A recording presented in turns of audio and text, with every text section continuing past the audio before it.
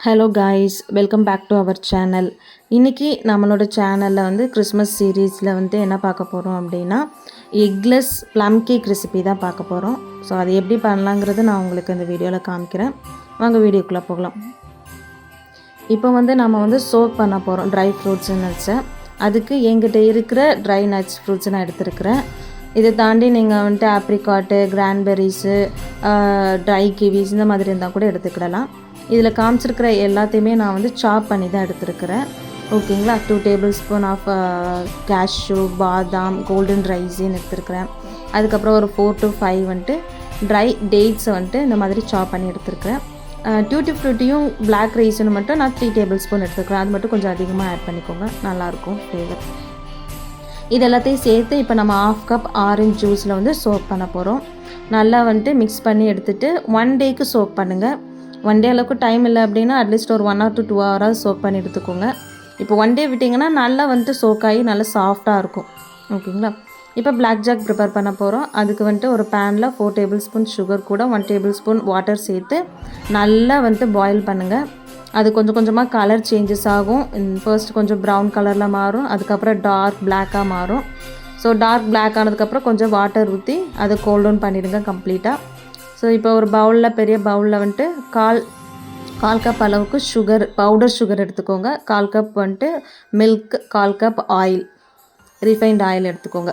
இதெல்லாத்தையும் சேர்த்து நல்லா மிக்ஸ் பண்ணுங்கள். ஆயில் கூட மில்க் வந்து நல்லா வந்து மிக்ஸ் ஆகணும். ஸோ இந்த மாதிரி நல்லா மிக்ஸ் பண்ணி எடுத்துகிட்டு இதில் 1 tablespoon vanilla essence add பண்ண போகிறோம் ஃப்ளேவருக்காக. அப்புறமா வந்து நம்ம ப்ரிப்பேர் பண்ணி வச்சுருக்கிற பிளாக் ஜாக் கோல்ட் டவுன் நல்லா வந்துட்டு ஆறுனதுக்கப்புறமா இதை அது கூட ஆட் பண்ணிவிட்டு நல்லா மிக்ஸ் பண்ணிக்கோங்க. ஆயில் எல்லாமே வந்து இது கூடங்க நல்லா மிக்ஸ் ஆகணும். ரொம்ப ஆயில் தெரியக்கூடாது, லைட்டாக அங்கங்கே தெரிஞ்சால் ஒன்றும் பிரச்சனை இல்லை. இது கூட இப்போ நான் வந்து ஸ்க்ரீனில் ஷோ பண்ணியிருக்கிற ஸ்பைசஸ் எல்லாம் பவுடர் பண்ணி எடுத்துக்கோங்க. ட்ரை இன்க்ரீடியன்ட்ஸ் மெஷர் பண்ண போகிறோம். அதுக்கு 1 cup of all purpose flour எடுத்துக்கோங்க. பேக்கிங் பவுடர் வந்து 1 டேபிள் ஸ்பூன் நான் எடுத்துருக்கிறேன். அண்ட் 1/4 டேபிள் ஸ்பூன் வந்து பேக்கிங் சோடா ஆட் பண்ணிக்கோங்க. அப்புறம் நம்ம பவுடர் பண்ணியிருக்கிற ஸ்பைசஸ் பவுடருமே ஆட் பண்ணிக்கோங்க. ஆட் பண்ணிவிட்டு இது எல்லாத்தையும் வந்து சேர்த்து நல்லா சீவ் பண்ணி எடுத்துக்கோங்க. இந்த மாதிரி நல்லா சீவ் பண்ணிக்கோங்க.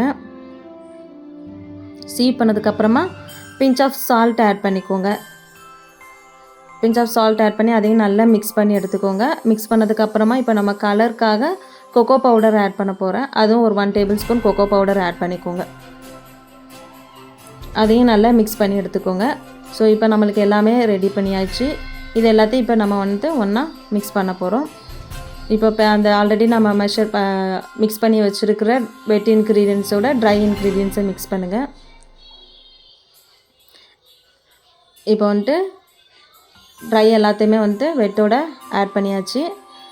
ஆட் பண்ணிவிட்டு இப்போ நம்ம வந்துட்டு மிக்ஸ் பண்ண போகிறோம். Cut and fold method use பண்ணி தான் இதை நம்ம மிக்ஸ் பண்ண போகிறோம்.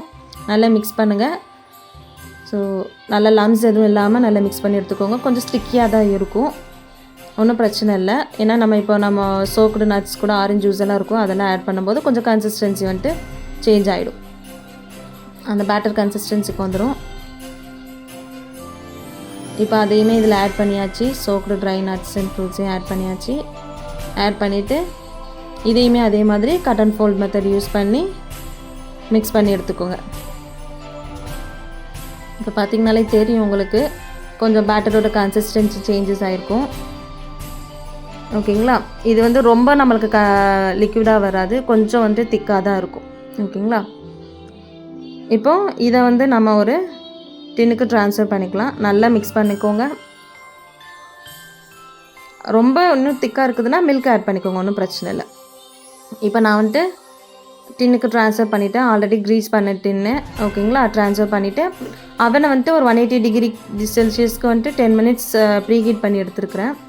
ஓகேங்களா. இப்போ இதுக்கு மேலே கார்னிஷிங்காக நம்மளுக்கு என்ன நட்ஸோ என்ன ட்ரை ஃப்ரூட்ஸ் பிடிக்குமோ அதை ஆட் பண்ணிக்கோங்க. உங்களோட விஷஸ் தான், ஆட் பண்ணனா பண்ணிக்கலாம். ஆட் பண்ணிட்டிங்கன்னா கொஞ்சம் நல்லாயிருக்கும் பேக் ஆகி வரும்போது பார்க்குறதுக்கு. இப்போ நான் வந்துட்டு அதில் பேக் பண்ண போகிறேன். 180 டிகிரி செல்சியஸ்க்கு வந்துட்டு ஒரு 45 மினிட்ஸ்லேருந்து 1 hour வரைக்கும் பேக் பண்ணலாம். ஓகேங்களா. 45 மினிட்ஸில் ஃபஸ்ட் எடுத்து குத்தி பாருங்கள். அது உங்களுக்கு அந்த டூத் பிக்கில் வந்து ஒட்டக்கூடாது. ஒட்டாமல் வந்துச்சுன்னா எடுத்துருங்க. இல்லை அப்படின்னா இன்னும் ஒரு 10 to 15 மினிட்ஸ்க்கு வந்துட்டு ஆட் பண்ணி பேக் பண்ணுங்கள். ஸோ இப்போ நான் பேக் பண்ணி எடுத்துருக்கிறேன். நான் ஒரு 1 hour வரைக்கும் வச்சுருக்கேன், 55 minutes வரைக்கும் வச்சுருந்தேன். இப்போ பார்த்தீங்கனாலே தெரியும், நல்லா சாஃப்டாக இருக்குது. மேலே பார்த்தீங்கனாலே எல்லாமே நல்லா பேக் ஆகி நல்லா ப்ளஃபியாக வந்துருக்குது. எக்கு கூட இதில் நம்ம ஆட் பண்ணலை. எக்கு ஆட் பண்ணாமல் எவ்வளோ சாஃப்டாக இருக்குதுங்கிறது நான் இப்போ உங்களுக்கு கட் பண்ணி காமிக்கிறேன் ஒரு தடவை. இப்போ பாருங்கள் அது வந்து எவ்வளோ சாஃப்டாக இருக்குதுன்ட்டு. இதில் நம்ம எக்கு கூட ஆட் பண்ணலை, எக்கு கேர்டு கூட ஆட் பண்ணலை, மில்க் வச்சு தான் செஞ்சுருக்குறோம். எவ்வளோ சாஃப்டாக இருக்குதுன்னு பார்த்தீங்களா? ஸோ சாஃப்டான எக்லெஸ் ப்ளம் கேக் ரெடி.